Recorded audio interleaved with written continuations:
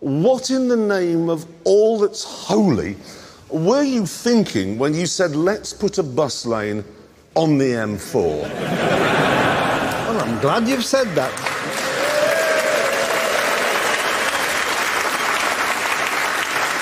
Now, Jeremy, I'm going to introduce you to a revolutionary thought.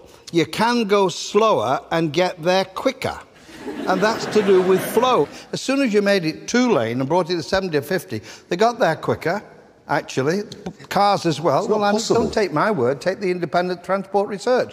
And it meant, no, that the flow of the traffic was better, there were less accidents, less deaths. I think that's an important factor. You just want to speed everywhere, right? But in reality, what we've seen is the deaths of children and deaths of adults. There aren't any children on the M4 bus lane. It's a motorway. There are no schools there. So we must hand it over to our tame racing driver. Some say that his ears aren't exactly where you'd expect them to be, and that once, preposterously, he had an affair with John Prescott. All we know is he's called the Stig. So now, fantastically stunning manoeuvre, handbrake turn, you now have them in front of them, you have to blast them. I'm facing them now. You're facing them, you're going to blast them out of the sky. Right, OK. So we've got guns? We have guns. But, of course, James Bond would use, you know, nasty little gizmos and little buttons. We've got something a bit more classy. Fuzzy dice. Fluffy dice? Fluffy dice. Well, these are the trigger. Yep.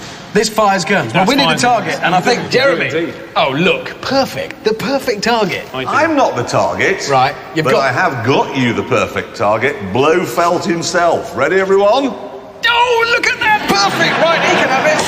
Yes!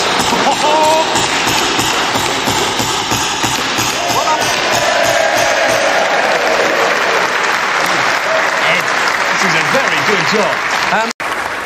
They used to be able to drive into London on 3 lanes. You made it 2. You put a speed camera up. You made it 50. That was daft. And it meant, no, that the flow of the traffic was better because people aren't rushing to the 2-lane from 3. And I've heard motorists get, and I hear them all cheering here, but don't you get annoyed when somebody wants to push in? Actually, when you've done your 3 and your 2. How many people get annoyed at that when they come down to 3 and they come down to 2? Public come on, meeting. put your hands up. You know they are. They are. And they get bloody well Sit down. Sit down. It goes... Right. Hey, they're cheering for me, not you. All right, fair enough. Right, quick one. John Prescott, right, always telling us use our cars less. We know the fella. Last year spent £320,000 on taxi fares. Which, I mean, that equates to, we worked out, about 900 quid a day. Where's he going? Well, exactly. And why are they bringing him back? Precisely. Leave him there. There's real downforce as well. At 125 miles an hour, the weight of the air pressing down on the car is 19 stone. That's like having half of John Prescott on the roof, forcing the tyres into the tarmac, giving better grip. Right, John Prescott update. He's bought another Jaguar. All right. But, OK, he's bought an old... He walked into a shop and went down the row of jackets. This one, I think.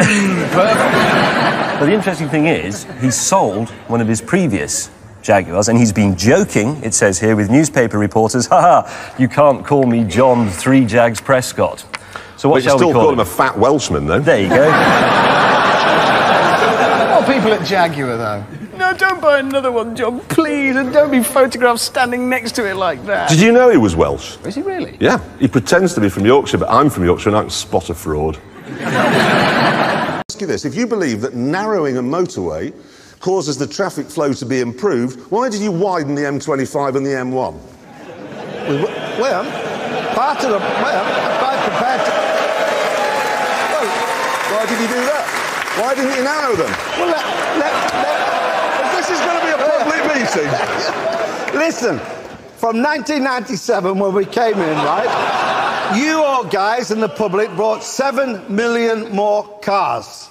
Now, if you look at the congestion, 7 million more cars, right? You didn't get rid of the second car, did you? You passed it down. So what is happening? The growth of the cars on the motorway, that is the reality. That is the reality. You don't want to face the facts, dear. I knew I'd get that from you, ruddy motorists. Of course, the big news of the week is the transport thing from our beloved Transport Minister, Alistair Darling. Now, you may remember back in 1997 when Labour came to power, John Prescott, the then Transport Minister, announced his 10-year transport plan and said that if in 5 years there weren't fewer journeys being made by car, we could judge him a failure. Well, we've given him 7 years, and the number of cars on the roads has gone up by 3 million. Yeah. So that makes him a... Well, a failure, obviously. Failure, Yeah. Failure. Big one. Big fat failure. Huge. He's really struggling to deal with the weight. Come on. Why are you doing that? I'm an expert. Look how I'm going around this corner. That's an expert piece of I'm on the grass. The simple truth of the matter is, you can put John Prescott in a pair of running shoes, but it won't make him an athlete. That is the new Rolls-Royce Phantom. Have you ever seen anything quite so enormous? I mean, look at this. This is the wheel from our Suzuki Liana. Now compare it, if you will, to the wheel of the Rolls-Royce. And that is its engine, a 6.7-litre V12. The last time I was in anything that had an engine that big, it had a captain. Everything about this car is vast. So, to test it, I took it to the home of that other great automotive colossus, John Prescott. 1 point for every yard less than that your car pulls up in. This is the line where we have to brake. And 60 yards away is a sort of motoring rogues gallery. John Prescott, the Chief Constable of North Wales, and a speed camera. When somebody came to you one day and said that there was a problem with the environment and that man was creating some carbon dioxide which was getting stuck in the upper atmosphere and this was going to cause the world to melt, you decided the best thing you could do was fly to the Maldives to go on a diving trip. No, I didn't. I went to the Maldives. I was doing the negotiations at Kyoto, when there's no way you can get on a bike to go to Kyoto. No, but the Maldives Wait on. Just try to understand what you've got here. Kyoto's in Japan, it's not in the Maldives. Hang on. Just give your bloody brain a chance.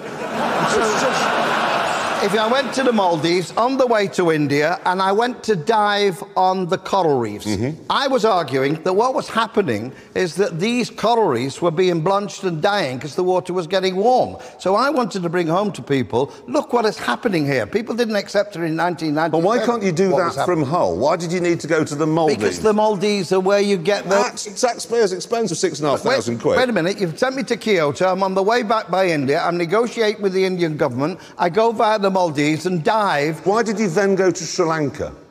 I didn't stop. Sri Lanka was the stop off of the plane. I didn't go to Sri Lanka. I thought you looked at tigers there. No, that was in India. The 240Z.